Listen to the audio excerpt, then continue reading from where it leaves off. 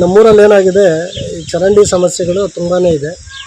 ಯಾಕಂತಂದರೆ ಈ ಚರಂಡಿ ಹಾಕಿರೋದಷ್ಟೇ, ಮತ್ತು ಅದನ್ನು ಕ್ಲೀನ್ ಮಾಡಿರೋದು ನಾನು ನೋಡೇ ಇಲ್ಲ. ಈ ಚಪ್ಪಡಿಗಳು ಹಾಕಿದ್ದಾರೆ, ಆ ಚಪ್ಪಡಿಗಳು ತೆಗೆದಿಲ್ಲ, ಇದುವರೆಗೂ ಕ್ಲೀನ್ ಮಾಡಿಲ್ಲ. ಒಂದು 15 ವರ್ಷ ಆಗಿರ್ಬೋದು ಚರಂಡಿಯಾಗಿ. ಎಲ್ಲ ಚಪ್ಪಡಿಗಳು ಮುರಿದೋಗಿ ಚರಂಡಿ ಒಳಗಡೆ ಬಿದ್ದೋಗಿದೆ.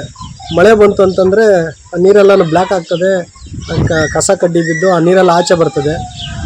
ಆ ಕಾರಣದಿಂದ ಏನಾಗ್ತದೆ, ಮಕ್ಕಳು ಅದರಲ್ಲಿ ಓಡಾಡೋದು, ಸಾಂಕ್ರಾಮಿಕ ಕಾಯಿಲೆಗಳು, ಈ ಡೆಂಗ್ಯೂ ಅಂಥದ್ದು, ಈ ಸೊಳ್ಳೆ ಕಾಟ, ಇದೆಲ್ಲ ವಿಪರೀತ ಆಗ್ತಾಯಿದೆ. ಈ ಗ್ರಾಮ ಪಂಚಾಯತಿಯವ್ರು ಏನು ಮಾಡ್ತಾರೆ, ಸುಮ್ಮನೆ ಒಂದು ಫೋಟೋ ತಗೊಳ್ಳೋ ಒಂದು ಪರ್ಪಸ್ಗೆ ಬರ್ತಾರೆ. ಅದು ಏನೋ 1 kg ಬ್ಲೀಚಿಂಗ್ ತಂದು ಅಲ್ಲೆಲ್ಲ ಹಾಕಿ ಒಂದು ಫೋಟೋ ತಗೊಂಡು ಅವ್ರ ಮೇಲಾಧಿಕಾರಿಗೆ ಕಳಿಸ್ತಾರೆ, ಅವ್ರ ಕೆಲಸ ಮುಗೀತಷ್ಟೇ.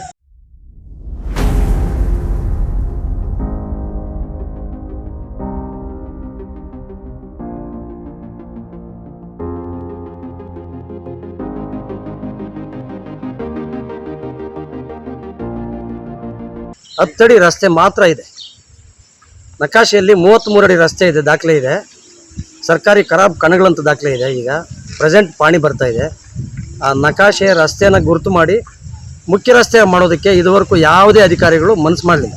ನಾವು ಅನೇಕ ಬಾರಿ ಅವರಿಗೆ ನಾವು ಲಿಖಿತ ಮೂಲಕ ಕೊಟ್ಟಿದ್ದೀವಿ. ಗ್ರಾಮ ಸಭೆಗಳು ಬಂದಾಗ ಗ್ರಾಮ ಸಭೆಗಳಲ್ಲಿ ಪ್ರಸ್ತಾಪ ಮಾಡಿದ್ದೀವಿ. ಗ್ರಾಮ ಸಭೆಯಲ್ಲಿ ಆದ್ಯತೆ ಮೇಲೆ ಈ ಕೆಲಸ ತಗೊಳ್ಬೇಕಂತ ಹೇಳಿದ್ದೀವಿ. 3 ವರ್ಷದಿಂದ ಗ್ರಾಮ ಸಭೆಯಲ್ಲಿ ಅವರು ಕೆಲಸ ತಗೊಂಡು ಒಂದು ಕೆಲಸ ಮಾಡಲಿಲ್ಲ. ಮಳೆ ಬಂದರೆ ನೀರೆಲ್ಲ ಬಂದು ಇಲ್ಲಿ ನಿಂತೋಗುತ್ತೆ. ಪಕ್ಕದಲ್ಲಿ ಮಹೇಶ್ವರಮ್ಮನ ದೇವಸ್ಥಾನ ಇದೆ. ಎಲ್ಲ ಪ್ರತಿಯೊಬ್ಬರು ದೇವಸ್ಥಾನಕ್ಕೆ ಪೂಜೆಗೆ ಬರ್ತಾರೆ. ಮಕ್ಕಳು ಬೇರೆ ಸುತ್ತಲೂ ಇದ್ದಾರೆ. ಸೊಳ್ಳೆ ಜಾಸ್ತಿ ಆಯಿತು.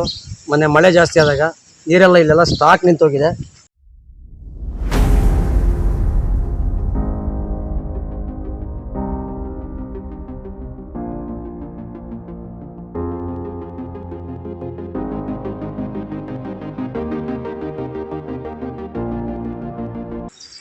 ಸುಮಾರು ದಿನಗಳಿಂದ ಸ್ವಚ್ಛತೆನೇ ಅನ್ನೋದೇ ನಾವು ಕಂಡೇ ಇಲ್ಲ ಬಿಡಿ.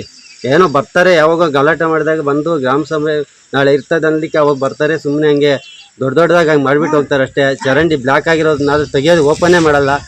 ಆದ್ರೂ ಏನು ಹೇಳಿದ್ರು ಪಂಚಾಯತಿ ಮೆಂಬರ್ಗೆ ಯಾರಿಗಾದ್ರೂ ಹೇಳಲಿ ಆ ಸಮಸ್ಯೆನ ಬಗೆಹರಿಸೋದೇ ಇಲ್ಲ.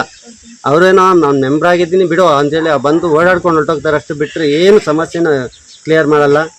ಸುಮಾರು ದಿನಗಳಿಂದ ನನ್ನ ಮನೆ ಹತ್ರನೇ, ನಾನು ಅಲ್ಲಿ 25 ಮನೆ ಇದೆ. ಏನೋ ಊರಿಗೆ ಆಚೆ ಅಂದರೆ ಒಂದು ಸುಮಾರು 300 ಮೀಟ್ರ್ ಅಷ್ಟು ಇದೆ ಅಷ್ಟೇ. ಅಷ್ಟಿಗೂ ಪೈಪ್ ಲೈನ್ ಹಾಕ್ಕೊಟ್ಟು ನನಗೆ ನೀರಿನ ವ್ಯವಸ್ಥೆ 25 ಜನ ಇದೆ, 25 ಮನೆ ಇದೆ. ಆದ್ರೂ ಅಲ್ಲಿ ಸಮಸ್ಯೆ ಕೇಳಿದ್ರು ಪಂಚಾಯತಿಗೆ ಹೋಗಿ ಹೇಳಿದ್ದೀನಿ. ಇಲ್ಲಿ ಗ್ರಾಮ ಸಭೆ ನಡೆದಾಗ ಊರ ಹತ್ರನೂ ಹೋಗಿ ಹೇಳಿ, ಮನೆ ಹತ್ರ ಅಲ್ಲಿ ಬಂದಲ್ಲಿ ತೋರಿಸಿದ್ದೀನಿ.